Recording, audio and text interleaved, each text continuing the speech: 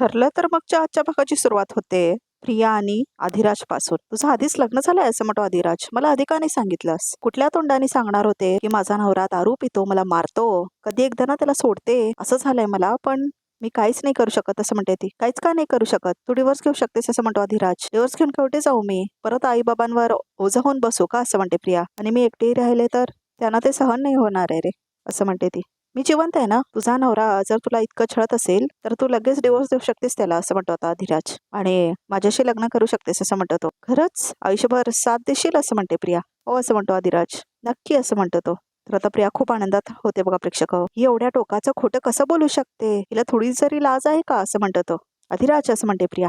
तू म्हणतो तसंच करेन असं म्हणते आता इथे प्रिया. लगेच डिवोर्स फाईल करेन आणि या सगळ्यातून तू माझी मदत करशील ना असं म्हणते ती. हो असं म्हणतो आधिराज. बरं मला आता निघायला हवं असं म्हणते आता इथे प्रिया. उशीर झाला तर परत नवऱ्याचा मार खावा लागेल असं म्हणते प्रिया. निघू असं म्हणते ती. आधिराज म्हणतो ठीक आहे मी तुझी वाट बघेन असं म्हणतो तो. तर आता इथे बघा प्रेक्षक हो प्रिया हात पुढे करते. कारण इथे प्रपोज केलेलं असतं ना आधिराजने तिला. तर आता इथे ती त्याच्या जाळ्यात अडकलेली असते बघा प्रेक्षक हो. तर आधिराज तिला आता इथे अंगठी घालतो. तर आता प्रिया ती अंगठी घालून सुद्धा घेते. तुझी सगळी नाटकं रेकॉर्ड होत आहेत प्रिया आणि तुला पत्ताच लागत नाही असं म्हणतो आधिराज. तर आता इथे प्रिया बघते तिच्याकडे. अधिराज असं म्हणते प्रिया. तर आता दोघे परत मिठी मारतात बघा प्रेक्षक हो. तर आता हे सगळं रेकॉर्ड होतंय आणि अधिराज सगळं रेकॉर्ड करतोय बघा प्रेक्षक हो.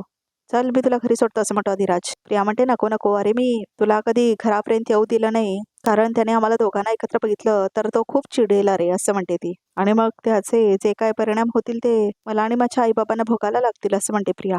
म्हणून प्लीज मी एकटीच जाते हा असं म्हणते ती. चालेल असं म्हणते ती. ठीक आहे असं म्हणतो अधिराज. तर आता इथे बाहेर जाते बघा प्रेक्षक हो प्रिया. इतक्या घाईत ते निघाली आहे म्हणजे नक्कीच कोणाला तरी भेटायला जात असेल असं म्हणतो अधिराज. कोणाला भेटतीये हे जाणून घ्यायला हवं असं म्हणतो अधिराज. तर आता इथे बघा प्रेक्षक हो चैतन्य आणि सायली आलेले असतात शांताच्या नवऱ्याला भेटायला. तर आता इथे नॉक करतात तो दरवाजा बघा प्रेक्षक हो. तर आता कुणीच उघडत नाही तो दरवाजा. दरवाजा उघडा कसं काय नाही असं म्हणतो चैतन्य. तर आता दरवाजा उघडतात तर बघतात तर काय दोघांनाही खूप शॉक झालेलं दाखवलं आता इथे चैतन्य आणि सायलीला. तर ते बघायला लागतात हे काय म्हणून. तर आता इथे चैतन्य आणि सायली आत जातात. ए दादा उठ, रोजचीच नाटकं चालू झालंय तुझी, उठ असं म्हणून बसलेला असतो एक माणूस. हे नावनाथ काका आहे का असं म्हणते आता इथे सायली. काय झालंय यांना? नेहमीच आहे ह्याचं, दारू पितो आणि आडवा होता असं म्हणतो आता इथे तो माणूस. आज जरा जास्तीचीच पिलाय तो, बेशुद्ध पडलाय, उठतच नाही असं म्हणतो आता इथे तो माणूस बघा प्रेक्षक हो. ते नंतर सांगतो तुम्ही ते कशाला आलाय असं म्हणतो तो. तर चैतन्य म्हणतो सांगतो. तर आता इथे सायली म्हणते चैतन्य भाऊजी तुम्ही लवकरात लवकर शोध घ्यायला हवा असं म्हणते ती. आपण यांना डॉक्टरांकडे घेऊन जाऊ चला असं म्हणतो आता इथे चैतन्य. तर आता इथे बघा प्रेक्षक शांताच्या नवऱ्याला ते घेऊन जातात. तर आता इथे बघा प्रेक्षक हो आधिराज बघतो प्रियाला. प्रिया कुठे चालले आता असं म्हणतो इथे आधिराज. तर आता इथे ती रिक्षामध्ये बसते आणि पळून जात असते बघा प्रेक्षक हो. तर आता ती बाई निघून जाते तिथून. तर आता इथे आधिराज आपल्या गाडीत बसतो आणि आता तो प्रियाचा पिच्छा करत असतो. तर आता तो जात असतो बघा प्रेक्षक तिच्या पाठीमागे आणि फॉलो करत असतो तिला. आणि ती आता रिक्षातून जात असते समोरून त्याच्या.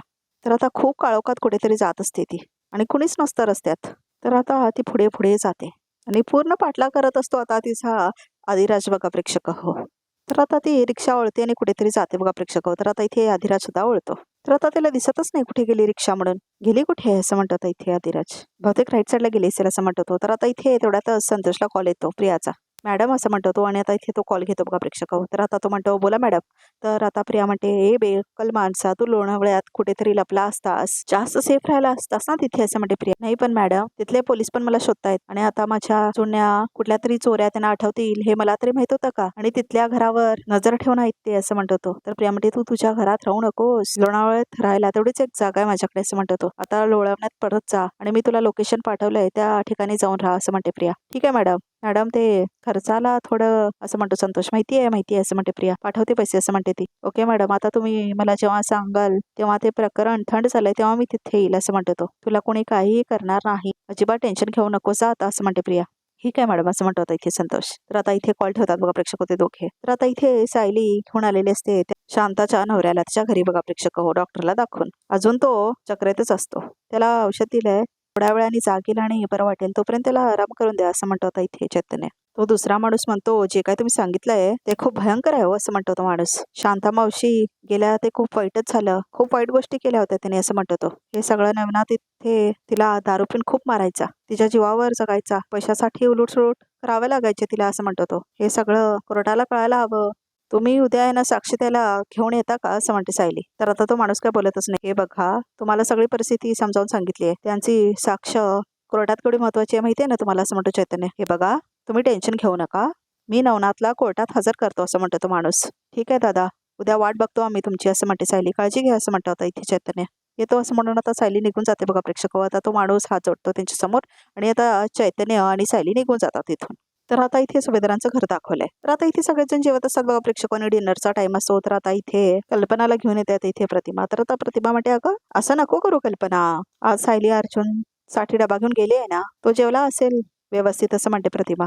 तर तू उपाशी राहू नकोस आता, असं म्हणते प्रतिमा. या सगळ्या पायी तू तुझी तब्येत बिघडावून घेऊ नकोस, असं म्हणते प्रतिमा. वहिनी, असं म्हणते विमल. या बसा ना, असं म्हणते विमल. सगळ्यांनी 2-2 घास खाऊन घ्या, असं म्हणते ती. या या, असं म्हणते विमल. तर आता इथे प्रतिमा म्हणते, य ग बस, असं म्हणते ती. चल चल, थोडं खाऊन घे, असं म्हणते ती. तर आता इथे बघा प्रेक्षक, कल्पना येऊन बसते आपल्या खुर्चीवरती जेवणासाठी. बसा, असं म्हणते आता इथे विमल. मी पाणी देते. तर आता इथे जेवण वाढते बघा प्रेक्षक, विमल तिला. तर आता इथे कल्पना बघते फोन. अरे देवा, पूर्णाईचं कॉल आहे, असं म्हणते आता इथे कल्पना. तर सगळेजण दचकतात. आता काय बोलू मी यांना, असं म्हणते आता इथे कल्पना. तर आता सगळ्यांना शॉक बसतो. तुझ्या बोलण्याच्या सुरावरून कळेल काहीतरी गडबड आहे म्हणून पूर्णाजीला, असं म्हणते आता इथे अस्मिता. फोन लवकर घ्या आणि तर पूर्णाईला संशय येईल, असं म्हणतो आता इथे प्रताप. हे बघा, तुम्हीच बोला, मी तर नाही बोलू शकत, असं म्हणते आता इथे कल्पना. पण हो, चुकूनही त्यांना कळू देऊ नका की अर्जुनला अटक झाली आहे. तर आता इथे प्रताप म्हणतो, अस्मिता दे इथं फोन, असं म्हणतो तो. तर आता इथे अस्मिता घेऊन जाते बघा प्रेक्षकाव कल्पनाचा फोन. तर आता इथे प्रतापला देते ती तो फोन. तर आता प्रताप बोलायला लागतो. हा पूर्णाई, असं म्हणतो प्रताप. कशी आहेस तू? मी बरी आहे, असं म्हणते पूर्णाची. पण कल्पनाचा फोन तू कसं काय घेतलास, असं म्हणते आता इथे प्रताप. कल्पना ठीक आहे ना, असं विचारतो पूर्णाची. तर प्रताप म्हणतो, अगं ती कामात आहे थोडी, असं म्हणतो प्रताप. आणि तिचे हात खूप खराब झालेत. हा, असं म्हणते अस्मिता. ती म्हणतेय तुला ती नंतर फोन करेन ना, असं म्हणतो प्रताप. नंतर नाही, मला तिच्याशी आत्ताच बोलायचं, असं म्हणते आता इथे पूर्णाची. तर आता इथे बघा प्रेक्षक, अस्मिता म्हणते, असं काय म्हणतेस पूर्णाची, असली कसली घाई तुला, असं म्हणते पूर्णाची. तेवढ्यातच आता अश्विन पण येतो. तेच तर, असं म्हणतो अश्विन. पूर्णाची, मी मम्माला तुला नंतर फोन करायची आठवण करून देतो, हा, असं म्हणतो अश्विन. चालेल. अरे पण इतक्या कुठल्या कामात आहे ती, असं म्हणते आता पूर्णाची. किचन मध्येच आहे ना, तिच्यासमोर फोन द्या कोणीतरी, असं म्हणतो आता इथे प्रताप. तर आता इथे बघा प्रेक्षक, कल्पना आपल्या अश्रू पुसते. हे बघ आलीच, असं म्हणते आता इथे अस्मिता. तर आता इथे कल्पना बघा प्रेक्षक बोलते पूर्णाजीशी. हा पूर्णाई, बोला ना, असं म्हणते कल्पना. मी तुला हे सांगायला फोन केला की अर्जुनची जरा अदृष्ट काढून टाक, असं म्हणते पूर्णाची. का म्हणजे तुम्हाला असं अचानकच का वाटलं, असं म्हणते कल्पना. माहित नाही ग, पण कालपासून त्याची मला खूप आठवण येते, असं म्हणते आता इथे पूर्णाची. तो माझ्या स्वप्नातही आला होता. मी बोलून घेते एकदा त्याच्याशी, पण फोनच उचलत नाही, असं म्हणते पूर्णाची. कुठे येतो आता? तर आता कल्पना म्हणते, अर्जुन आणि सायली बाहेर गेलेत कुठेतरी, असं म्हणते कल्पना. ठीक आहे, मी सायलीलाच मग फोन करते किंवा परत अर्जुनलाच करते, असं म्हणते आता इथे पूर्णाची. नाही नाही, नको नको पूर्णाई, का माहितीये का, त्या दोघांचे फोन इथे घरीच चार्जिंगला लावलेत, असं म्हणते कल्पना. ओ का, बरं, असं म्हणते पूर्णाची. मग मी उद्याच कॉल करते, असं म्हणते ती. आणि बाय, असं म्हणते. आणि आता फोन ठेवतात बघा प्रेक्षक पूर्णाची. तर सगळ्यांना आता धुस होतं, कारण आता इथे पूर्णाजी कॉल कट करतात ना म्हणून. तर आता इथे बरं झालं, असं म्हणतो प्रताप. पूर्णाईला संशय नाही आला, असं म्हणतो प्रताप. पण उद्या तर हे सगळं कळेलच ना, असं म्हणते आता इथे अस्मिता. आजचं संकट उद्यावर गेलं एवढंच, असं म्हणते आता इथे अस्मिता. इथे काय घडलंय हे पूर्णाईला कळलं तर त्यांना खूप त्रास होईल, असं म्हणते आता इथे सुमन. तर आता इथे सगळे बघायला लागतात एकमेकांकडे. तर आता प्रतिमा म्हणते, पूर्णाईला काय कळायच्या आधी अर्जुन जेलमधून सुटायला हवा, असं म्हणते आता इथे प्रतिमा. तर आता सगळेच खूप टेन्शनमध्ये असतात बघा प्रेक्षक. तर कल्पना रडतच असते. तर आता इथे चैतन्य सायलीला म्हणतो, मी नवनाथबद्दल इन्स्पेक्टर सावंतशी बोललो, म्हणजे ते अर्जुनकडे ही बातमी कळवतील, असं म्हणतो चैतन्य. तर आता इथे बघा प्रेक्षक, हो, कॉल करतो चैतन्य. तर आता तेवढ्यात सायलीला कॉल आलेला असतो. तर आता ती बघते, तर काय, हॅलो अधिराज भाऊजी बोला, असं म्हणते सायली. मी आता पिर्या बरोबर होतो तेव्हा ती कुणाशी तरी फोनवर बोलत होती. मला संशय आला की काहीतरी गडबड आहे, म्हणून मी तिचं पूर्णपणे ऐकण्याचा प्रयत्न केला, पण मला ऐकू नाही आलं. पण मग मी तिचा पाठलाग केला.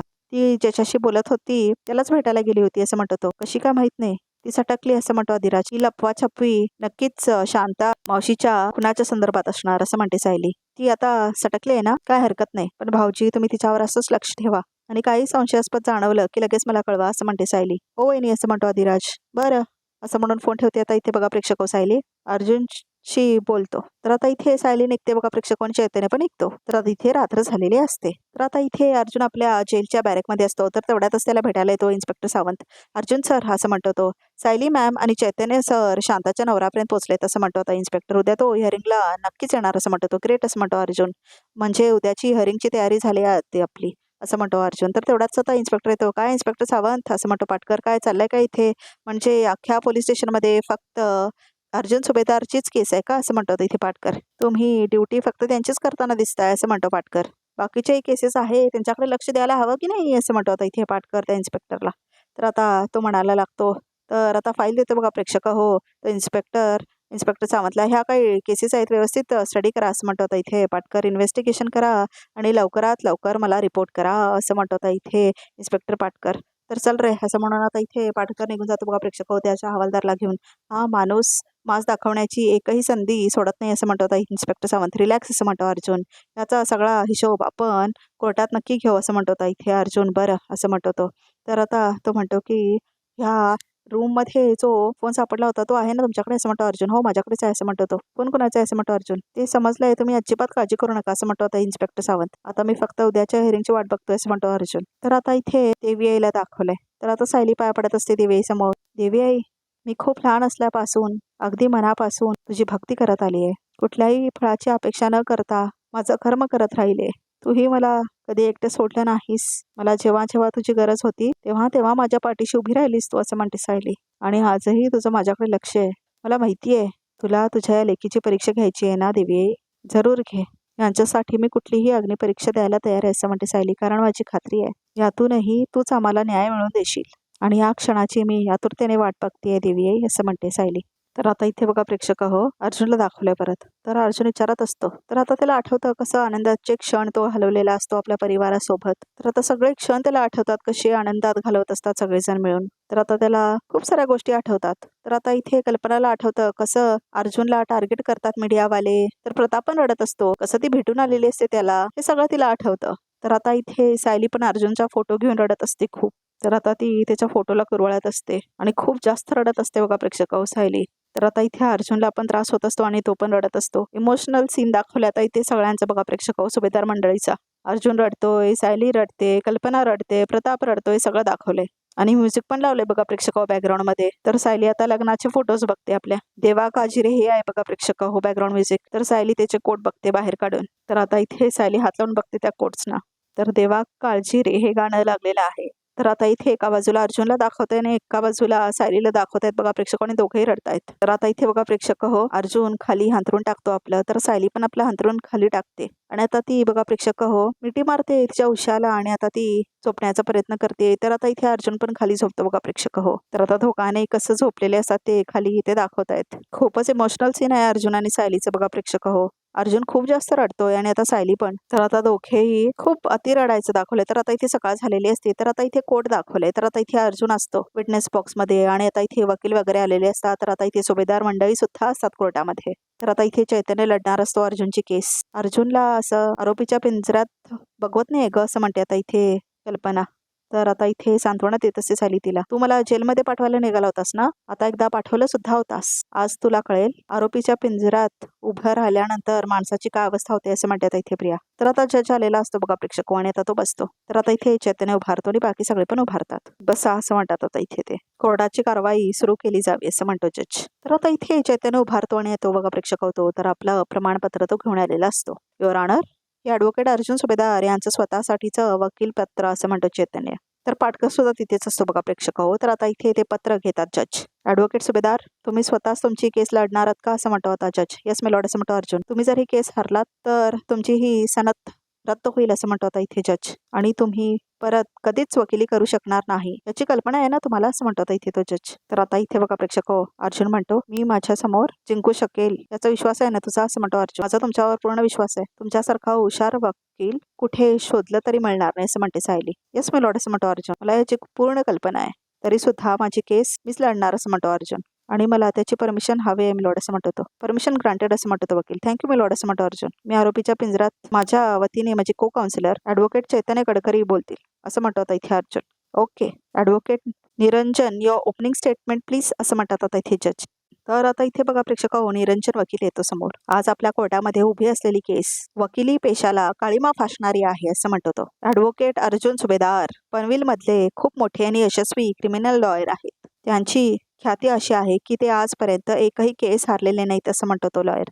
पण त्यांनी ह्या व्यवसायाला लाज आणणारा कृत्य केलाय असं म्हणतो तो. ॲडव्होकेट अर्जुन सुभेदार यांनी शांता कदम यांचा खून केलाय असं म्हणतो निरंजन. पाटकर खूप खुश होत असतो आणि प्रिया पण हे सगळं ऐकून. दुसऱ्या दिवशी ते डेड बॉडीची विल्हेवाट लावण्याकरता स्वतःच्या गाडीतून निघाले खरे पण सिनियर इन्स्पेक्टर सागर पाटकर यांना सुभेदारांची गाडी दिसली.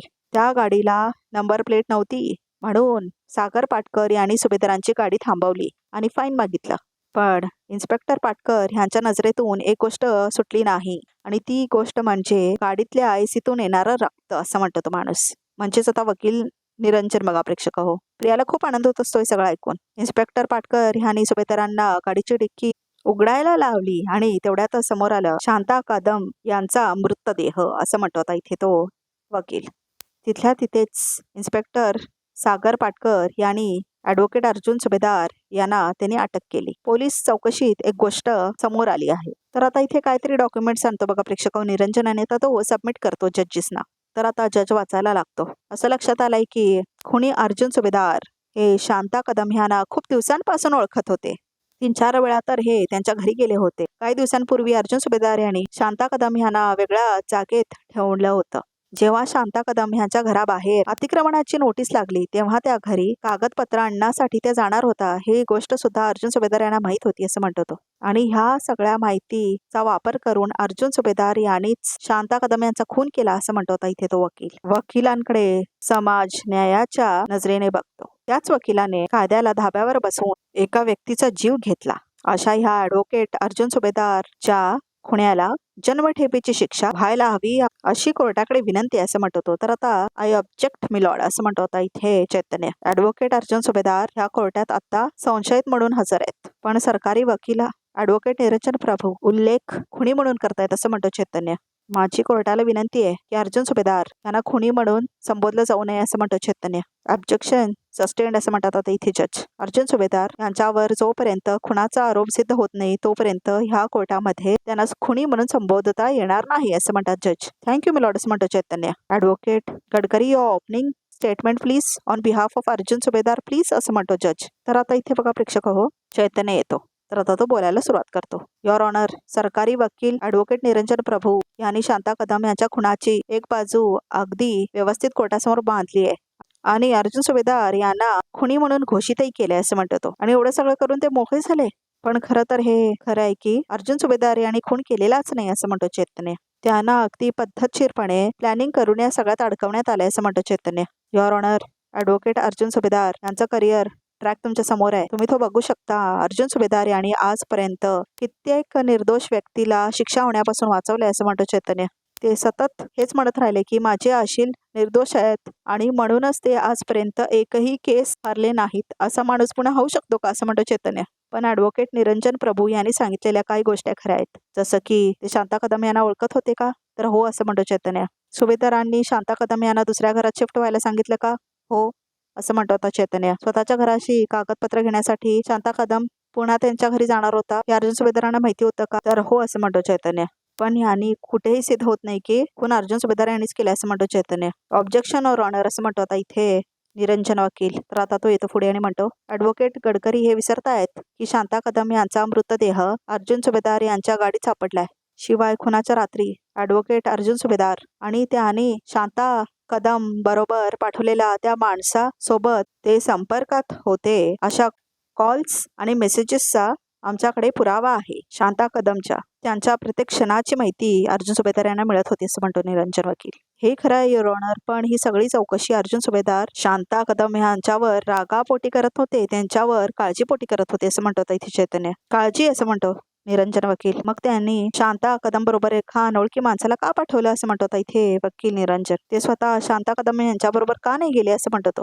तर आता इथे सायली मान खाली घालते. ऑब्जेक्शन सस्टेंड, असं म्हणतात आता इथे जज. अर्जुन सुभेदार शांता कदम सोबत परस्पर गेले नाहीत कारण त्याच रात्री अर्जुन सुभेदार यांनी शांता कदम यांचा खून करायचं ह्याचा प्लॅन बनवत होते, असं म्हणतो निरंजन वकील.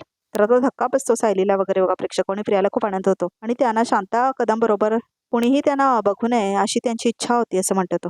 शांता कदम घरी पोचल्यावर थोड्याच वेळाने अर्जुन सुभेदार तिथे पोचले आणि तिथल्याच एका चाकूने त्यांनी शांता कदमचा खून केला, असं म्हणतो तो वकील. मुळात शांता कदम ह्यांना खोटं बोलून अर्जुन सुभेदार यांनी तिच्या घरी पाठवलं कारण पोलीस चौकशीमध्ये हे क्लिअर झालंय की तिच्या घराबाहेर लावलेली अतिक्रमणाची नोटीस फेक आहे, खोटी आहे, असं म्हणतो तो वकील. तर आता पाटकर हसतो. तर आता इथे खूप त्रास होतो सायलीला सगळं ऐकून. आणि हे आहेत त्याचे रिलेटेड पेपर्स, असं म्हणून निरंजन वकील आता देतो तो पेपर्स जजला. तर आता पाटकर हसतो. तर आता इथे अर्जुन त्याला शांत हो म्हणतो चैतन्याला. ह्या नोटीस बद्दल सगळ्यात पहिला ॲडव्होकेट अर्जुन सुभेदार यांनाच कळलं होतं असं म्हणतो आता इथे तो वकील. आणि ही बातमी शांता कदम पर्यंत पोहोचवणारे दुसरे तिसरे कुणी नसून ॲडव्होकेट अर्जुन सुभेदारच होते असं म्हणतो आता इथे तो वकील. त्यामुळे त्यानेच शांतासाठी रचलेला हा सापळा आहे हे स्पष्ट समजतंय असं म्हणतो तो. तर आता रडायला येतं कल्पना आणि सायलीला आणि प्रतिमाला सुद्धा. आता आपण शांताच्या गुन्हेगारी बॅकग्राऊंडवर एक नजर घालूया. तिच्यावर आधीच एक गुन्हा सिद्ध झालाय की ती पैशांसाठी लहान मुलांना स्वतःच्या घरी आणायची आणि सिग्नलवर भीक मागायला लावायची. इतक्या क्रूर बाईशी सुभेदारांची ओळख होतीच कशी असं म्हणतो आता इथे तो लॉयर बघा प्रेक्षक हो. तर आता इथे सगळ्यांना धक्का बसतो. सुभेदार सुद्धा त्यांच्या या काळ्या धंद्यात सामील होते का असं म्हणतो आता इथे तो लॉयर. आणि हे जर खरं असेल तर सुभेदार आणि शांतामध्ये कुठल्या तरी गुन्ह्यावरून वाद झाले असतील. शांता सुभेदारांच्या खरं रूप सर्वांसमोर आणणार असेल म्हणूनच सुभेदारांनी तिचा खून केला असं म्हणतो आता तो वकील. कदाचित हाच शांताच्या खुनाचा मोटिव्ह असेल असं म्हणतो तो वकील. पाटकरला खूप आनंद होत असतो हे सगळं ऐकून. तर आता इथे सुभेदार मंडळींना खूप वाईट वाटतंय सगळं ऐकून. थँक्यू मिलॉर्ड असं म्हणतो आणि आता जाऊन बसतो बघा प्रेक्षक ॲडव्होकेट निरंजन. तर चैतन्याला मात्र धक्का बसलेला असतो आणि तो काही बोलतच नसतो बघा प्रेक्षक हो. तर अर्जुन बघतो आता इथे चैतन्याकडे बघा प्रेक्षक हो. चैतन्य भाऊजी काहीच का बोलत नाही तसं म्हणते आता इथे सायली. तर आता इथे अर्जुन म्हणतो बोल बोल चैतन्य बोल असं म्हणतो तो. ॲडव्होकेट गडकरी तुम्हाला काय बोलायचंय का असं म्हणतात आता इथे जज. तर आता इथे ॲडव्होकेट चैतन्य काय बोलतच नाही बघा प्रेक्षक आणि प्रिया हसायला लागते. तिला खूप आनंद होतो. तर अर्जुनला धक्का बसतो का बोलत का नाही आहे चैतन्य म्हणून. तर बघा प्रेक्षक आजचा भाग इथे समतोल बघूया रिकामध्ये काय येते. तुला जर सरळ मार्गाने मला बाहेर काढायचंय असं म्हणतो आता इथे मैपत नागराजला बघा प्रेक्षक हो. इथून बाहेर पडता आलं नाही तर पळून जायचं असं म्हणतो आता इथे मैपत. तर आता इथे इन्स्पेक्टर सावंतला दाखवलंय. तर आता इथे जयश आलेला असतो आणि आता इथे स्केच काढून घेत असतो इन्स्पेक्टर सावंत. तर आता इथे हवालदार आणून देतो ते स्केच. साहेब त्या रात्री काळोख होता पण मला त्याचा चेहरा नीट दिसला असं म्हणतो जयेश. म्हणजे हल्लेखोर संतोष लांडगे असं म्हणतो आता इन्स्पेक्टर. तर आता इथे बघा प्रेक्षक अर्जुनला दाखवलंय. बहुतेक अर्जुनची सुटका झालेली आहे आणि आता तो घरी आहे. तर आता तो चैतन्य आणि सायलीशी बोलतोय आणि तो म्हणतो की संतोष आता लोणावळ्याच्या पोलीस कस्टडीमध्ये आहे. तिथे एखादी अशी व्यक्ती जायला हवी जी गेल्याने प्रियाला संशय येणार आहे असं म्हणते आता इथे सायली. तर अर्जुन म्हणतो हो ती हुशार असायला हवी, धाडसी असायला हवी, हजार जबाबी असायला हवी असं म्हणतो चैतन्य. अशी तुम्ही व्यक्ती जिच्याबद्दल तुम्ही बोलताय ना अशी व्यक्ती आमच्या ओळखीची आहे असं म्हणते आता इथे सायली. कोर्टात माझ्याशी वाद घालायचं नाही आणि बाहेर माझं नाद करायचं नाही असं म्हणते सायली. तर ऊर्जा असं म्हणतात आता तिघे जण बघा प्रेक्षक अर्जुन चैतन्य आणि सायली. बहुतेक बघा प्रेक्षक अर्जुनची सनद रद्द झालेली नाहीये आणि आता इथे अर्जुन सुटलेला आहे बघा प्रेक्षक कारण तो घरी आलेला आहे. तर ही खुश खबरी आहे ठरलं तर मागच्या फॅनसाठी. तर प्रेक्षक प्रोमो सुद्धा इथेच संपतो. तर आमच्या चॅनलला नक्की सबस्क्राईब करा.